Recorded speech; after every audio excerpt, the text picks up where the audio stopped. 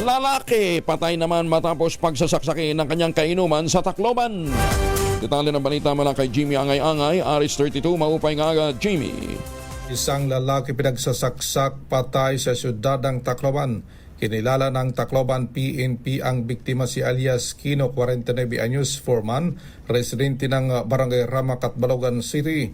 Nakilalang suspect si alias Dado, 40 anyos, construction worker, residente ng Barangay Kanlinga, Daga, Milite. Nangyari ang insidente alas 10:30 ng gabi sa Barangay 97, Cabalawan, Tacloban City.